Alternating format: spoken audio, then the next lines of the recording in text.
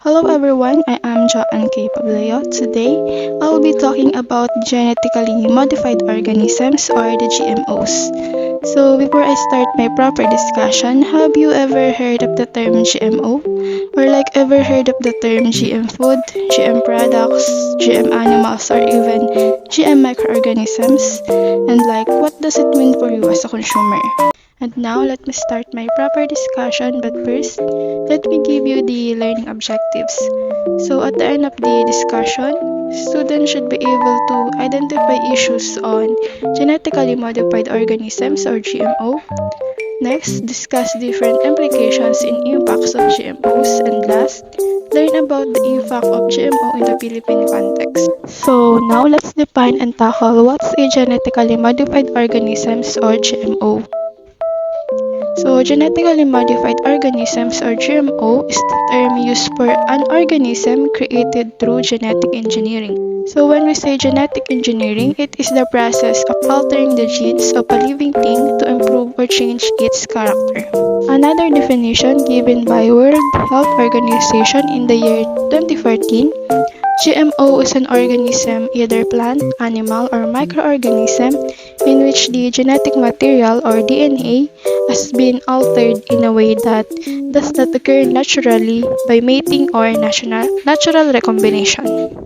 Or in simple terms, everything is artificial and man-made. So next, why do we have GMO? So bakit kaya meron tayong GMO? So let us know the answer to it by watching this short video clip. Why do we have GMOs? Actually, we've been modifying crops for thousands of years to prevent crop loss from pest and weather damage, to grow more food on less land, even to improve nutrition. Today, GMOs are developed for the same reasons. With genetic engineering, scientists can change and improve crops more easily and quickly. Feed your mind with more GMO facts on FDA's website.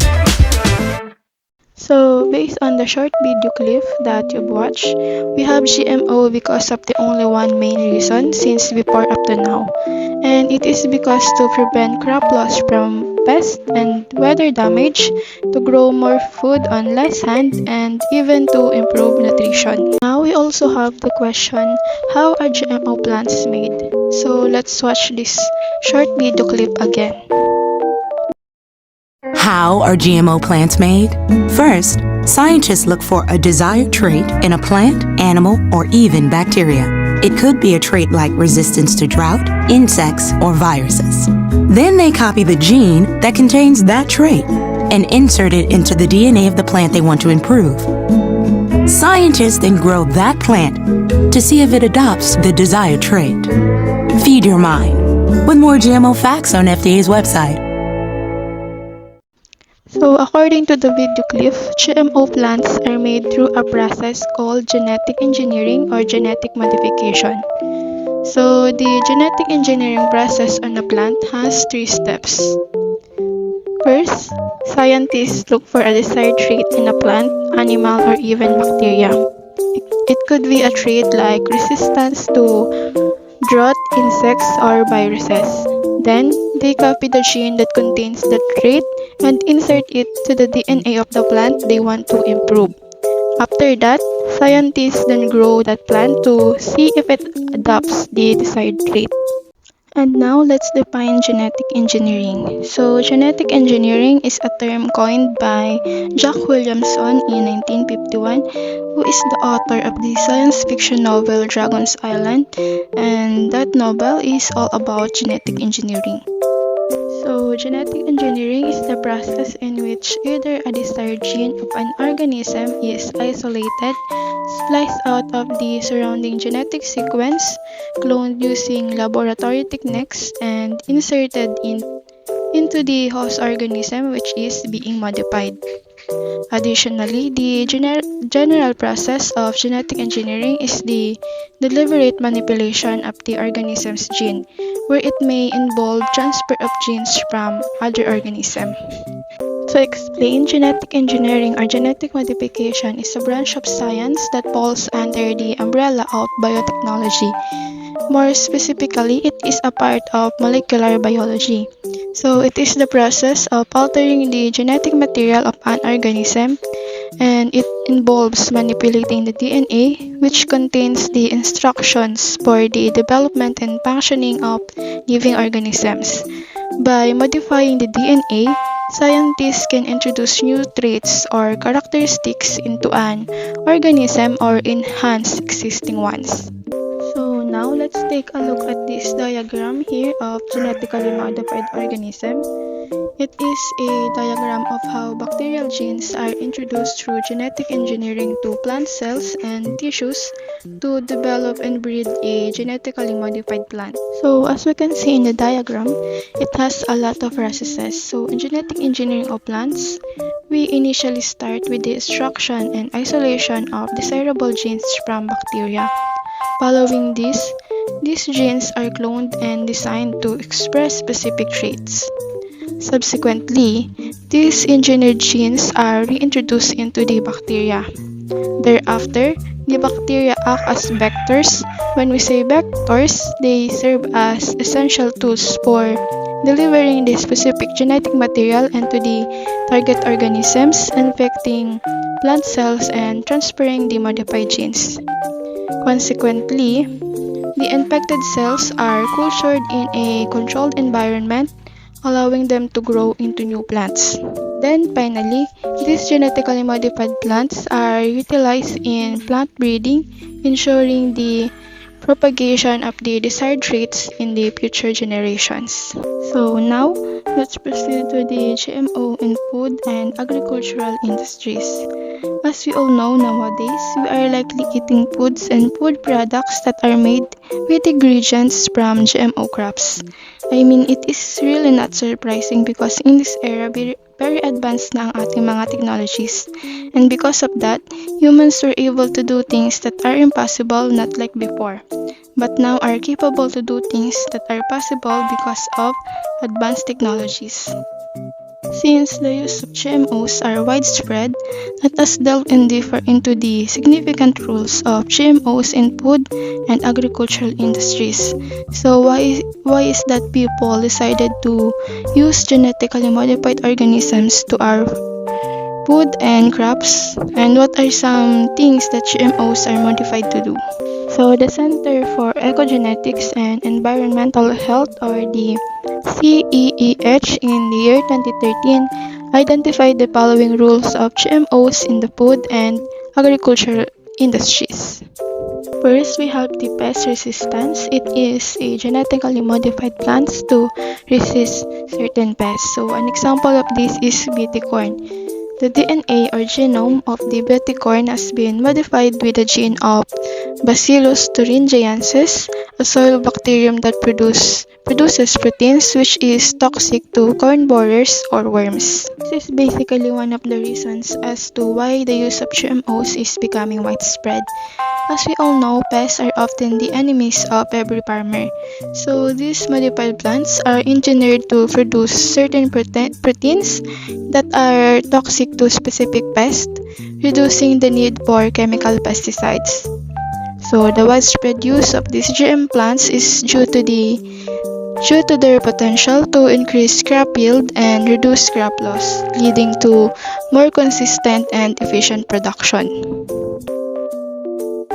Before the DNA of the BT corn has been modified with the gene of Bacillus thuringiensis, it faces a problem, which is the European corn borer that damages the crops. And after the BT corn has been modified through the solution and process of gene creation and germination of BT bacteria, BT cells became BT plantlets that result to the death of the corn borers, which are the pests that damages the corn. Second, we have the virus resistance.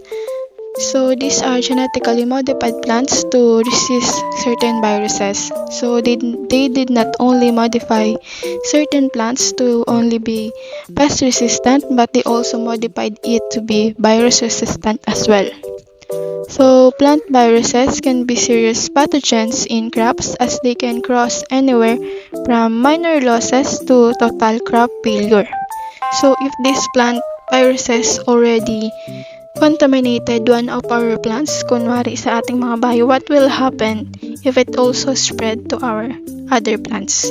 So the answer is it will mostly reduce the harvest. Ang isang example nito ay ang GM papaya or the rainbow papaya. So yung proteins na nasa PRSB will need to introduce the host plant, which is the papaya, through a plant tissue which turned out to be resistant to the virus itself. So the third one is the herbicide tolerance, which are genetically modified plants to tolerate herbicides. So weeds, as we all know, are a constant problem in a farmer's field. So generally, if weeds are left uncontrolled, weeds can reduce the crop yields significantly. So farmers can fight weeds with the tillage, hand weeding, herbicides, or typically a combination of all techniques. What I'm trying to point out is that there are disadvantages to our environment because of these current practices for weed control. So because of this, the development of glyphosate and glufosinate herbicide-tolerant or HD crops offer farmers a vital tool in fighting weeds and are compatible with new field methods which help preserve topsoil. So they give farmers the flexibility to apply herbicides and to use them with prepared environmental characteristics. So basically, herbicide-tolerant crops or HD crops are designed to tolerate specific broad-spectrum herbicides which kill the surrounding weeds but leave the cultivated crop.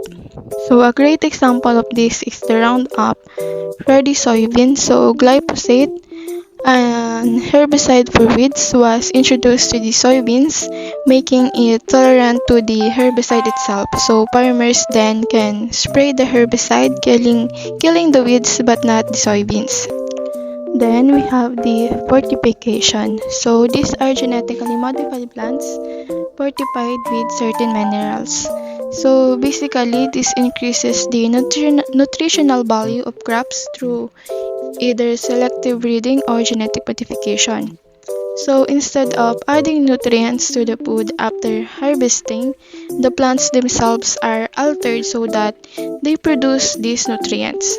It is increasing the nutrients or the mineral content of foods and condiments to improve and enhance them in terms of nutritional value, which in turn provides a public health benefit with minimal risk on our health.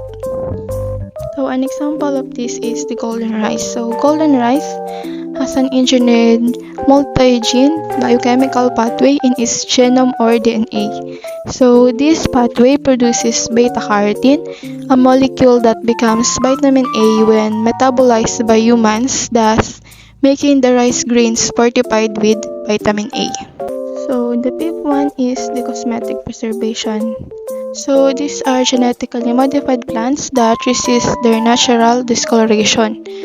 So these are GMOs that are genetically engineered to silence genes that are responsible for browning or discoloration of food due to superficial damage.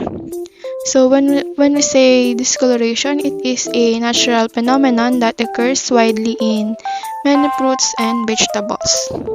Typically, this scenario causes a lot of food waste because it has significant impact or effect on the quality of fruits and vegetables. So this is one of the common problems of our farmers out there because discoloration may be responsible for up to 50% of losses during fruit and vegetable production. That is why it is very important to prevent this if we want to reduce the elevated economic loss and food wastage. So in order to prevent this from happening, people decide to genetically modify plants to the occurrences of natural discoloration. So actually, one of the examples of this is the Arctic apple, which is the trademark for a group of patented apples that contain a non-browning or discoloration trait introduced through biotechnology. So last but definitely not the least, we have the increased growth rate. So these are genetically modified organisms that have higher growth than normal species. So, increasing the growth rate is one of the rules as to why GMOs were used in our food industry. I mean, growing plants or vegetables, or it could be fishes or livestock, takes too long to grow right, and sometimes increasing and growing crop yields. And I think this role of GMO to our food and agricultural industry is also very essential to our farmers, since if we have genetically modified plants of livestock, it will allow us to significantly decrease the time it takes for the crops to grow to its market size. So a good example for this is the Aqua Advantage salmon, where it takes time for it to grow compared to other species of salmon. It is because a gene from an ocean pout was introduced to the Pacific Chinook salmon, which make the salmon grow faster than its normal rate. So those are the 6 GMOs in the food and agricultural industries. So now let's move on to the GMOs in the non-food crops and microorganisms. So first we have the flour production, next paper production, third pharmaceutical production, fourth bioremediation, fifth is the enzyme and drug production, and last, GMOs in the medical field. Now, let's tackle the flour production. So, GMOs in flour production are seen in modified color and extended base life of flowers. So, from the word flour production, it's very clear that it talks about the flour. They also use genetic engineering in flour production to change the color of the flour and also extend the life of a flower. An example of these are the blue roses. So they are so-called blue roses, which are in reality, it is a lilac or a purple roses. So genetic modification in flower production, such as in the creation of blue roses, is a process that involves altering the genetic makeup of a plant to achieve a desired trait or characteristic. So the process of creating a genetically modified or GM flower involves the insertion of specific genes into the plant's DNA. These genes can come from the same species or different species. In the case of blue roses, the goal was to produce a rose with a true blue color, something that does not naturally occur in roses.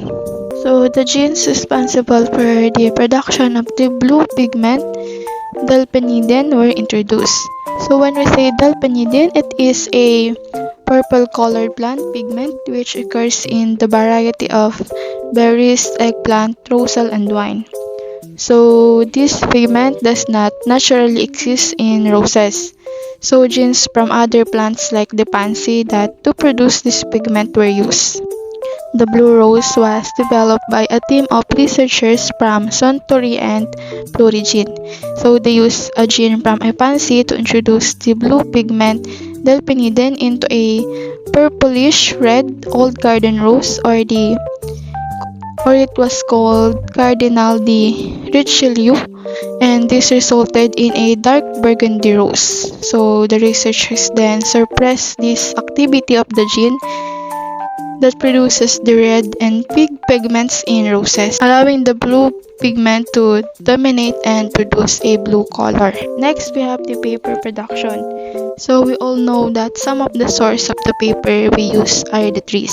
Paper production are modified characteristics of trees for higher yield of paper production. So an example of these are the poplar trees.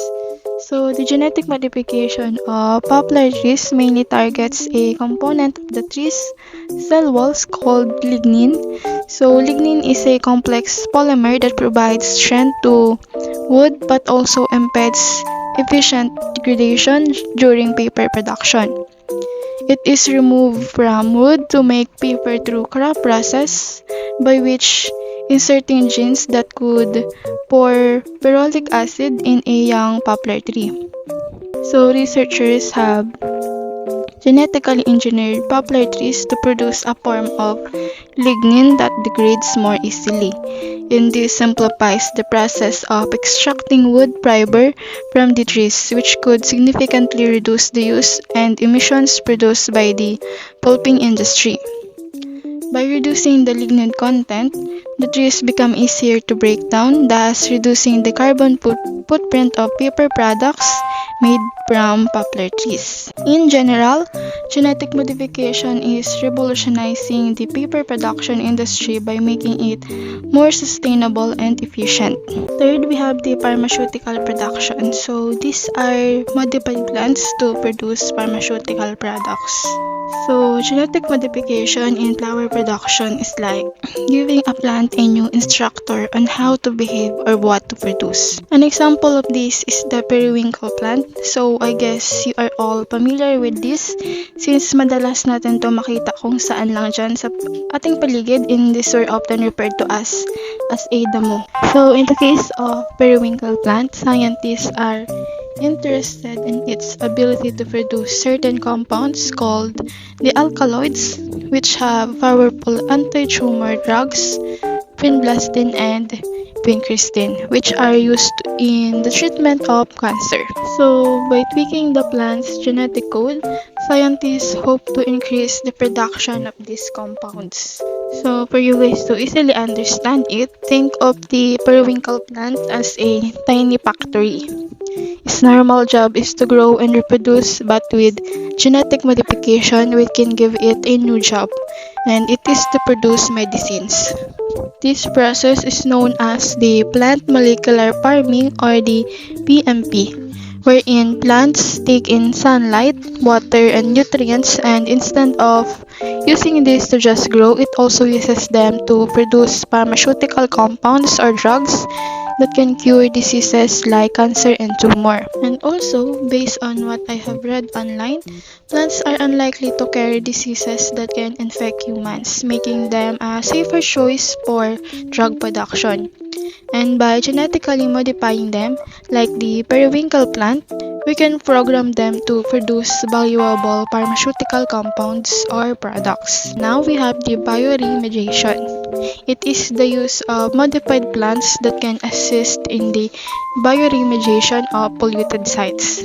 So when we say bioremediation, it means a branch of biotechnology that employs the use of living organisms like microbes and bacteria in the removal of contaminants, pollutants, and toxins from soil, water, and other environments. So genetic modification in the context of bioremediation, scientists genetically modify organisms to improve their ability to degrade or remove pollutants from the environment. In general, genetically modified shrub tobacco, such as Nicotiana glauca, holds promise for bioremediation efforts.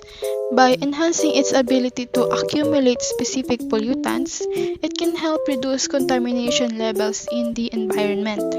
PEP is the enzyme in drug production, so it is the use of modified organisms that can produce enzymes for food processing and medicines. So as we all know, enzymes are proteins that help speed up metabolism and help speed up chemical reactions in the body. They affect every function from breathing to digestion, and all living things have enzymes. So, genetic modifications and enzyme productions are used to optimize the production of enzymes in various organisms such as bacteria and the fungi. So, I don't know if it is pronounced as fungi or fungi, but as I have searched online, it was pronounced as fungi. Just correct me if I'm wrong. So, scientists can introduce or modify specific genes in these organisms to enhance the production of desired enzymes. This can involve increasing the expression of the enzyme gene, improving its stability, or enhancing its segregation efficiency. An example of this is the cyclodextrin glucanotransferase, or the CGTase. This belongs to the amylase family and catalyzes the conversion of amylase 1 and 4 glucans. So, genetic modifications have been employed to enhance the production and functionality of CGTase enzymes. By genetically modifying microorganisms such as bacteria or fungi, scientists can optimize their ability to produce enzymes in larger quantities. This is achieved by manipulating the genetic code of these organisms to enhance CGTase expression and secretion. Also, we have genetic modification in drug production. So, an example of this is the artemisinin. So, it is a compound or drug derived from the Artemisia plant and is a key component of artemisinin-based combination therapies or ACTs that is used for the treatment of multi-drug resistant malaria. So, the genetic modification techniques have been explored to increase the production of artemisinin in Artemisia plants. So, this involves introducing specific genes into the plant's genome or DNA to enhance the production of artemisinin precursors or enzymes involved in its biosynthesis. Last but not the least, we have GMOs in the medical field. So, genetically modified organisms or GMOs also play a significant role in the medical field. So, they are organisms whose genetic material has been altered using genetic engineering techniques. So, this technique is used to create medicines, gene therapy, or even to develop vaccines. An excellent example of GMOs in the medical field is the production of humulin, which is a form of human insulin. So, before the advent of genetic engineering, insulin used in the treatment of diabetes was derived from pigs and cows. So, nung mga unang panahon daw, noong hindi pa advent yung paggamit ng genetic engineering in the medical field, yung insulin na ginagamit for the treatment of the diabetes ay galing sa pancreas ng mga pigs and cows. But yung insulin na yon sometimes cause adverse reaction sa mga patients na tinutusukan nun due to the slight differences dun sa insulin molecule na ginamit. Kaya noong late 1970s, scientists at Genentech, a biotechnology company, developed a method to produce human insulin in a laboratory. They achieved this by inserting the human gene for insulin production into a harmless strain of E. coli bacteria, and this turned out to be a classic example of a GMO. So, the E. coli bacteria, now modified to carry the human insulin gene, acted as a biological factory producing insulin identical to that produced by humans. So, this genetically engineered insulin known as humulin was the first GMO product approved by the FDA for use in humans in 1982. So please take note of that. Humulin is a human insulin that was the first GMO product approved by the FDA for the use of humans in 1982.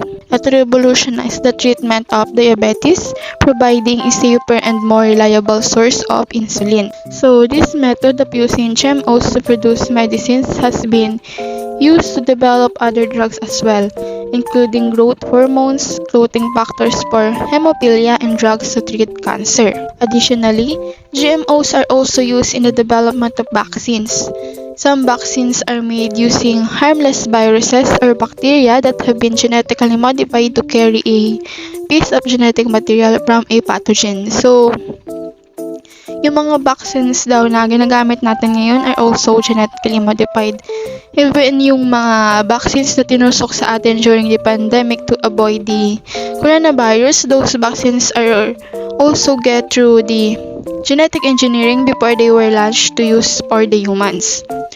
So, our immune system recognizes this foreign material and mounts a defense, which helps protect against future infections. So, in summary, GMOs have a wide range of applications in the flower production, paper production, pharmaceutical production, from enzymes and drug production to medical and vaccine development, and have significantly advanced the treatment and prevention of many diseases. Now, we'll tackle the benefits that GMOs have. So, first, GMO provides higher efficiency in farming. Why is that so? So, GMOs enable farmers to grow more food with fewer inputs because they often have built-in resistance to pest diseases and harsh environmental conditions. This means that farmers can produce the same amount of food, if not more, while using less hand, water, and other resources. An exact example for this is the BT cotton. It is a GMO that produces a natural insecticide which results in farmers reducing the need for chemical insecticides as well as saving their time and resources.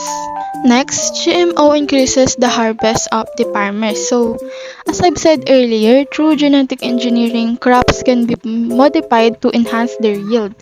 This means a single plant can produce more fruits or grains, leading to a significant increase in the overall harvest, which is particularly beneficial in regions where farmland is scarce. Third, GMOs are used to control the fertility of the crops. It can be used to control the fertility of crops, preventing them from producing viable seeds. This can be beneficial in preventing the spread of modified genes to wild populations, and it also allows farmers to control the reproduction of their crops. So next, GMOs contribute to the increase in food processing. So GMOs can be engineered to have qualities that make them easier to process. For example, some GMO crops have been modified to be naturally lower in certain substances that can be harmful when processed, like acrylamide in potatoes. Like for instance, a potato chip manufacturer switches to using innate or native potatoes. They find the potatoes produce less acrylamide, a chemical formed when people cook carbohydrates or starchy foods at very high temperatures like frying, roasting, or baking, improving the safety of their product. So when those innate potatoes are fried, they don't produce higher or more acrylamide, which could make the potato chips safe to eat. Genetic modification improves the characteristics of a desired organism or plants. Genetic engineering can enhance specific traits in crops such as taste, color, and shelf life. For example, the Flavor Saver tomato was genetically modified to have a longer shelf life by slowing down the process of ripening. Additionally, the example I gave you earlier is the Arctic apple. So, sa mga mall or even sa isang grocery store, makikita nyo doon yung mga apples na hindi basta-basta nasisira or nagbabrown. And it is because those apples are genetically modified to improve their characteristics. And by that, as the consumers or the customers can enjoy the fact that those apples don't brown quickly when they cut, leading to less food waste. Next, the benefit of GMO in nutritional and pharmaceutical enhancement. So, GMOs can be used to enhance the nutritional content of food, such as the golden rice, which has been engineered to contain higher levels of vitamin A. GMOs can also be used to produce pharmaceuticals like the humulin I explained earlier. Then lastly, GMOs reduce the use of fertilizers and pesticides. So many GMO crops are engineered to be resistant to pests and diseases, which can reduce the need for chemical pesticides. Similarly, GMOs can also be modified to require less fertilizer, contributing to a reduction in the environmental impact of farming. Ang example naman ito, gaya ng sabi ko kanina, ay yung BT corn that has been engineered para maging resistant siya sa mga peste at para ma-reduce ang paggamit ng mga farmers ng chemical pesticides. So, there are 400 acres of GMO farmlands all over the world. So, these are the top 5 countries that operate GMO farmlands: United States, Brazil, India, Canada, and Argentina. So next, here are also some of the agricultural crops that have been approved for public consumption and are already in the market. It includes alfalfa. So when we say alfalfa, it is a deep-rooted Southwest Asian plant of the legume family with purple flowers and leaves like clover that is widely grown for hay and forage. Next is the corn, then papaya, soybean, sugar beets, or in Tagalog, it was called as remolacha, that came from Spanish word remolacha. So, it was known as a vegetable plant that could be eaten in salads, even its leaves. And then the last one is squash, or in Tagalog, kalabasa. Now, these are some examples naman of common foods with GMOs. So, kalamihan or mostly sa kanila ay corns, especially sa mga products ng Quaker like Kellogg's Corn Flakes, Quaker Chewy Granola Bars, Ultra Slim Pass, Quaker Yellow Corn Meal, and Alpo Dry Pet Food. Next, we have the potential risks of GMO. Of course, this cannot be avoided since they are genetically modified, and there will always be another side to the story as what May said last time. Kung may advantages ang GMOs, of course, it will also have its downside, disadvantages, or risks. So, number 1, since genetic engineering is still a young branch of science, there are inadequate studies on the effects of GMOs to humans and environment. So, it reflects the question, if we consume that GMO food or product, was there any possibility ba na yung genes na nandoon sa genetically modified na organisms, plant, food, or product na yon is mapupunta sa atin? Or like, mamamodify din ba yung genes natin? So, that could be the first potential risk of GMO. Next, genetic engineering promotes mutation in organisms, which the long-term effect is still unknown. So, in short, it mutates. So, when we say that something mutates, it means that it undergoes a change or alteration in its form, structure, or characteristics. To mutate is to change, especially genetically. When plants mutate, their genes change in a way that makes them look, grow, or reproduce differently. So, for instance, yung isang BT corn na nag-decay or like namatay siya, syempre genetically modified siya. So, yung genes niya mapupunta sa oils and other microorganisms natin. So, pag mutate ba siya doon, ano yung magiging epekto ng genes na napunta doon sa other macroorganisms? So, risky din siya, diba? Kasi hindi pa rin din natin alam yung magiging epekto nun. Third, human consumption of GMO might have the following effects. First, more allergic reactions. Next, gene mutation. Letter C, the antibiotic resistance. And letter D, nutritional value. So first, we have more allergic reactions. So GM food may trigger more allergic reactions, more so create new one, a side effect of the gene alteration. So some of the GMO foods may trigger more allergic reactions, more so kaya niya ring makapag-create ng bagong symptoms ng allergic reactions as it was the side effect of the gene alteration since yung genes niya ay hindi naman natural, it was modified. Furthermore, allergies are immune responses triggered by the body's immune system when it identifies a particular substance known as the allergen as harmful. So the concern with GMOs and allergies arises from the possibility that the genetic modifications made to these organisms could introduce a new proteins or alter existing ones. So, since proteins are often the primary source of allergens, then if a genetically modified organism produces a new protein that is similar to an existing allergen, it could potentially trigger an allergic reaction in individuals who are already allergic to the original allergen. So, next is the gene mutation. So, GMO food may develop abnormalistics and mutation more than the desired product of the gene alteration. Next, the antibiotic resistance. So, GMO food contains antibiotic-resistant genes. This may cause disease, causing bacteria likely to be more antibiotic-resistant too, increasing the possibility of widespread of the disease. So, to explain, diba our body of course have a natural antibiotic, and kapag yung katawan natin is already resisted or sanay na sa antibiotic, it will increase the possibility of widespread of the disease, or else hindi niya na magamot yung certain disease, like hindi na siya tatalab sa'yo since your body is already resisted na sa antibiotic. Additionally, antibiotics are medications used to treat bacterial infections by killing or inhibiting the growth of bacteria. However, the overuse or misuse of antibiotics has led to the emergence of antibiotic-resistant bacteria, which are bacteria that have developed the ability to survive and grow in the presence of antibiotics. So the concern is that genetic modifications could potentially transfer antibiotic-resistant genes from GMOs to bacteria in the environment or in the human body.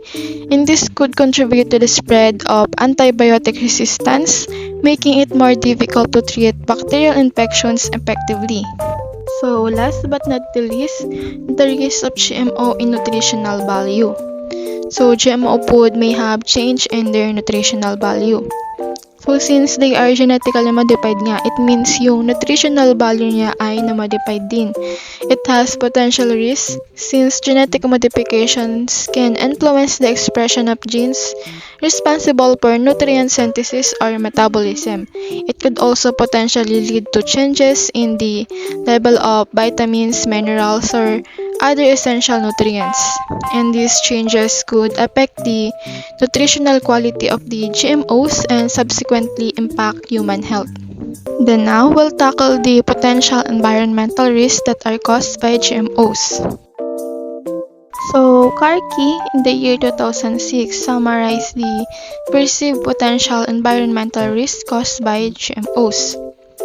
First, one of the potential risks associated with genetically modified organisms or GMOs in the environment is the phenomenon known as gene flow. So, gene flow refers to the movement of genes from one population or species to another through interbreeding or the transfer of genetic material. So, gene flow can occur when the genetically modified traits are introduced into a particular organisms transferred to related wild or non-genetically modified populations. So, this transfer can happen through various mechanisms including pollen dispersal, seed dispersal, or the interbreeding of genetically modified organisms with non-genetically modified organisms. So, the concern with gene flow is that it can lead to unintended consequences and potential ecological impacts, like transferring genetic traits, hybridization, and if genetically modified traits become widespread in wild or non-genetically modified populations, it can lead to a loss of genetic diversity and disrupt natural ecosystems. Next is the emergence of new forms of resistant and secondary pest and weed problems. So, GMO crops are resistant to certain pesticides, and it may trigger a new form of pest resistance, while the GMO herbicide-tolerant crops can lead to the overuse of herbicide, which may trigger again a new form of resistance. So, magkakaroon na naman tayo ng bagong form ng pest or bagong form ng weeds, which is a problem again for the farmers. So, third is the recombination of virus and bacteria to produce new pathogens. So, the combination of viruses and bacteria to produce new pathogens is a potential risk associated with genetic engineering and the manipulation of genetic material.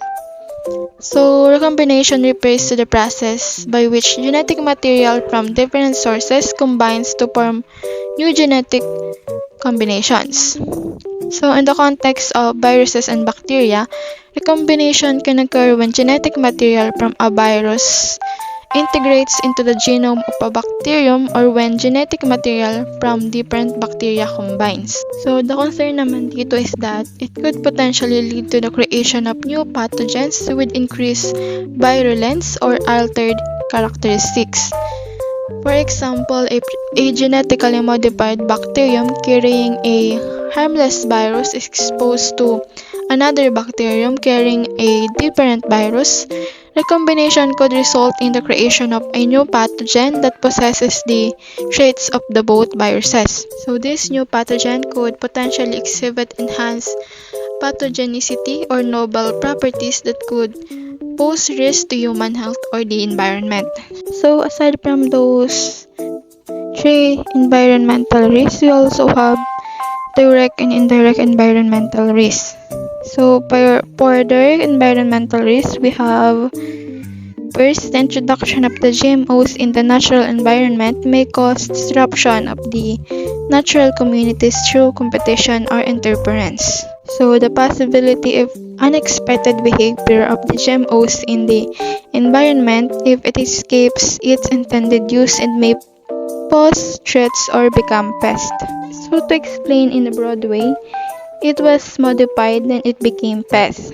For instance, yung mga minamodify na mga hayop ng ating mga scientists, it can be dangerous because it can potentially have other behaviors and may harm us humans and other organisms na hindi natin inaasahan. GMOs may also cause harmful effects to the ecosystem processes if GMOs interfere with the natural biochemical cycles and the persistence of GMO genes after its harvest, which may cause negative impacts to the consumer of GMO products. Since meron ngang mga risky na GMOs, we can avoid that it will cause a negative impact on us as the consumers.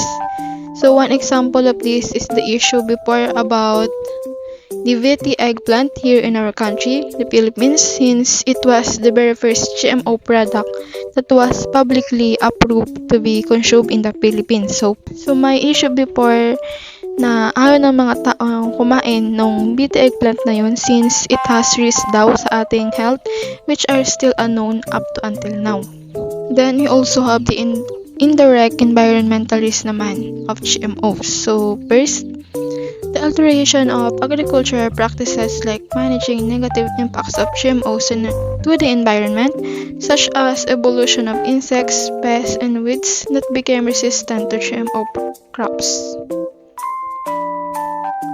So it means it may have new insects, pests, and weeds which are already resistant to the GMO crops, meaning even if you modify it to be resistant to a certain pest or insect, it will no longer respond or have an effect since that insect or pest is already resistant to the GMO crops or products. Then, GMOs may also have impacts to biodiversity caused by the alteration in agriculture practices and may have varied environmental impacts due to GMOs' interaction and release in the natural environment. And now, we'll tackle the potential human health risk caused by GMOs. So, the major concern is the consumption of GMOs that may have adverse effects since it is not naturally or organically produced.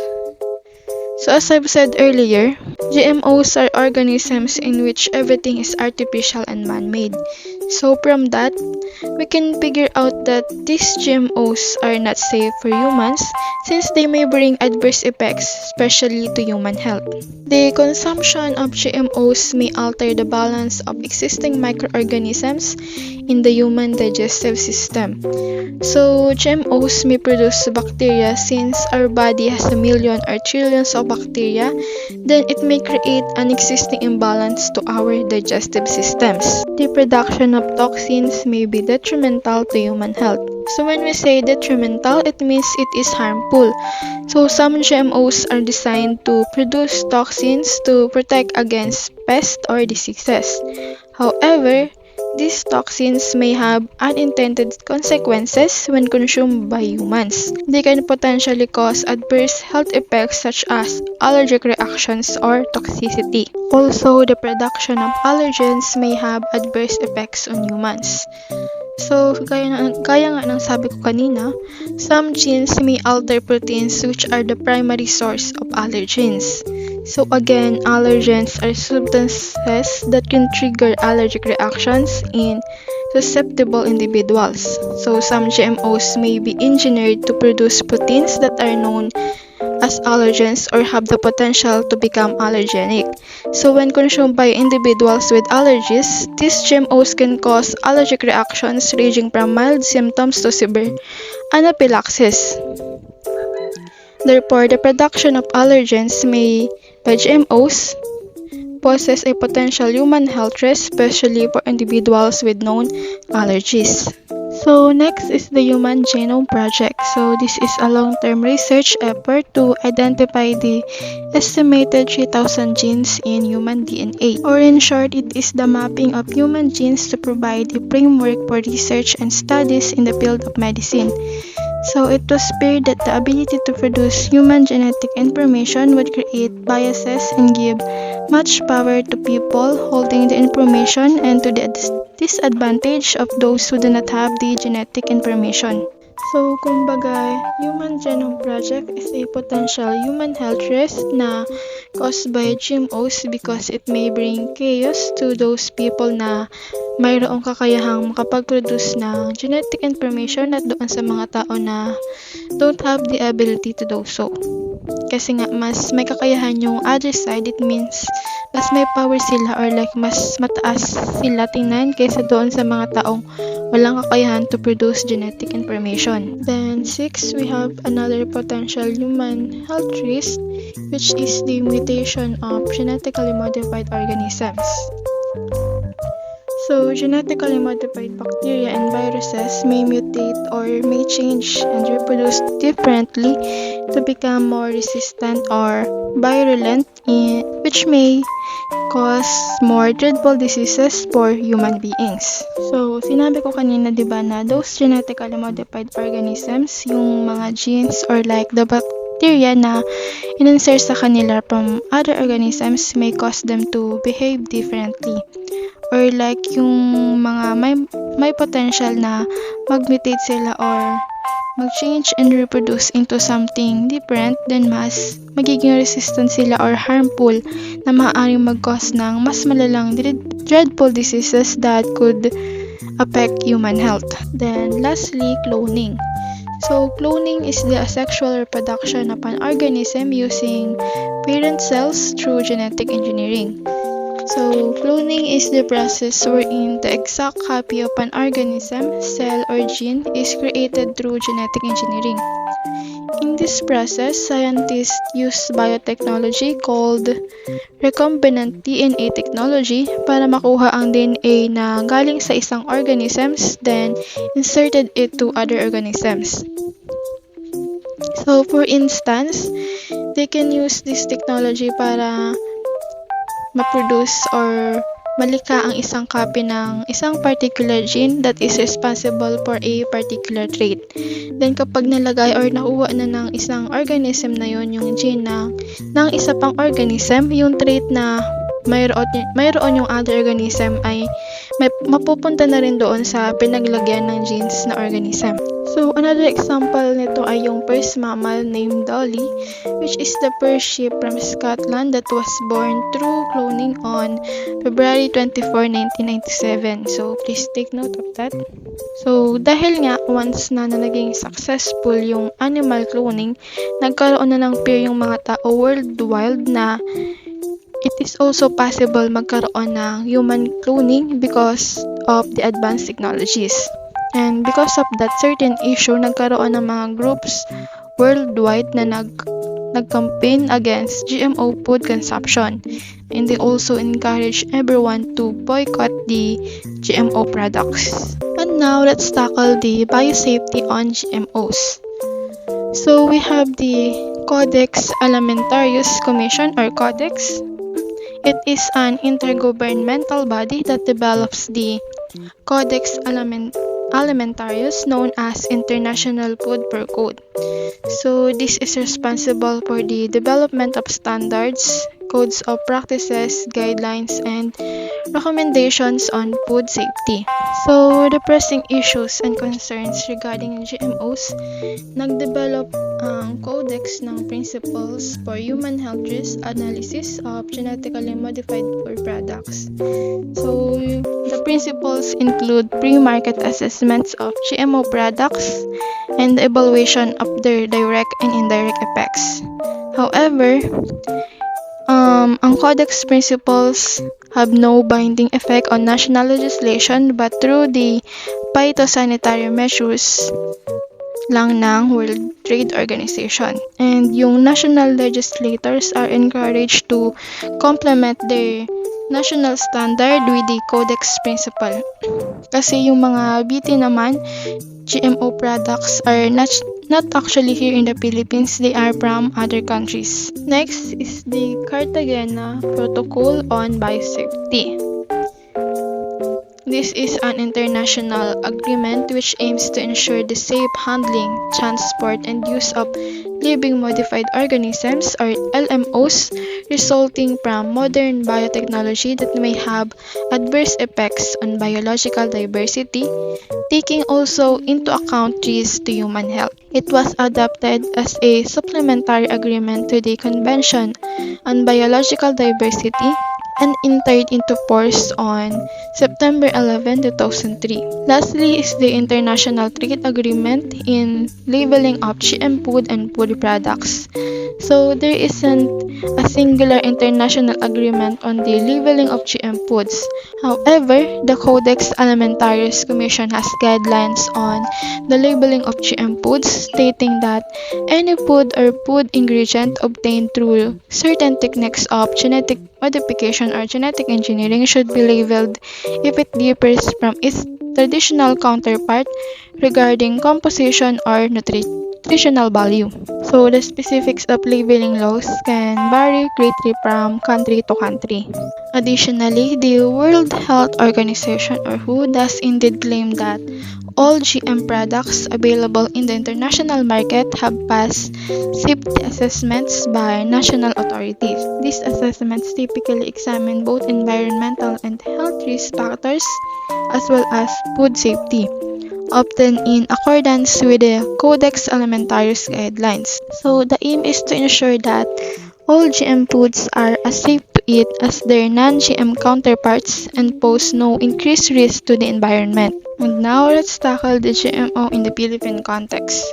So since the introduction of GMOs in the Philippines, nag-spark ito ng mga debates in the government like the other countries. So the GMO concern started in the 1990s with the creation of National Committee on Biosafety of the Philippines or NCBP through Executive Order Number 430 of 1990. The National Committee on Biosafety of the Philippines developed guidelines on the planned release of genetically modified organisms or GMOs and potentially harmful exotic species in 1998. So, in the year 2002 naman, the Department of Agriculture released Administrative Order Number 8, the guideline for the importation and release into the environment of GM plants and plant products. And also, on that same year, the entry of GMO importation started. Then, the Philippines was marked to be the first country in Asia to approve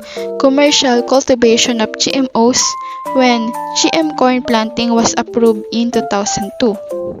So, from December 2002 to present naman, there are 70 GMO applications approved by the Department of Agriculture for the release to the environment. There are 62 GMOs of which are approved for food feed and processing, and the remaining 8 were approved for propagation. Then, in year 2004, the Philippines was classified by International Service for Acquisition of Agribiotech Applications as one of the 14 biotech mega countries which grow 50,000 hectares or more of GMO crops annually. Also, in that same year, Senator Juan Clavier authored a bill on the mandatory labeling of food and food products with GMOs. However, the Senate did not pass the bill. After that, in year 2006 naman, the Philippines became part of the Cartagena Protocol on Biosafety. Also, in that same year, Executive Order Number 514 was issued to address the biosafety requirements of the Cartagena Protocol and the establishment of the National Biosafety Framework or the NBF. Next, in the year 2010, the Organic Agriculture Act was issued, encouraging organic agriculture rather than GMO-related agriculture. And prior to this act, several provinces like Negros Occidental and Negros Oriental agreed to support organic agriculture. There was the establishment of the Negros Organic Island through a Memorandum Agreement or MOA between the two provinces in 2005. With this Memorandum of Agreement, the two provinces were able to ban the entry of GMOs and living GMOs to their provinces through provincial ordinance. Similar to this case, Davao City passed the Organic Agriculture Ordinance in 2010, and this city ordinance helps in the prevention of field testing of GM BT eggplant in the UP Mindanao campus. Then, in 2012, Representative Teddy Casino, together with other congressmen, filed a bill pushing for the mandatory labeling of GM food and food products. However, hanggang sa ngayon, wala pang batas sa biosafety ng Pilipinas. Mayroon lang mga regulations na under sa pamamahala o pamumuno ng National Biosafety Framework. Then, a study on the biosafety regulations of the Philippines concluded that the existing regulation is weak. Sinasabi nila na yung regulation daw na mayroon yung Pilipinas ngayon ay mahina, which can be fixed through legislation such as a Republic Act, according to Richmond in the year 2006. And then, in December 2015 naman, the Supreme Court ordered to put an end to the field testing of GMO BT eggplant and declared Administrative Order Number 8, Series of 2002 of the Department of Agriculture as null and void. This means that any actions or procedures related to GMO importations and propagation are temporarily put to a stop until a new administrative order is issued in accordance with the law. Next, lastly and recently lang, in March 7, 2016, 5 government agencies, namely the Department of Science and Technology, Department of Agriculture, Department of Environment and Natural Resources, Department of Health, and Department of the Interior and Local Government, passed a Joint Department Circular Number 1, Series of 2016 on Rules and Regulations for the Research and Development, Handling and Use, Transboundary Movement, Release in the Environment and Management of the Genetically Modified Plant and Plant Products derived from the use of modern biotechnology. This Joint Department Circular paves the way for the issuance of new permits for planting and importing GM crops in the country. So, to summarize everything, genetic engineering is a field of science. Its quests are to preserve and prolong life. In more than 4 decades since the first genetically modified bacteria was produced, thousands of genetically modified organisms have been created and propagated. And some are approved by experts and government authorities for human use and consumption, while others are kept in institutional research laboratories, subject for more experiments. And so that ends my discussion for today, and I hope you learned something from me, and have a good day everyone.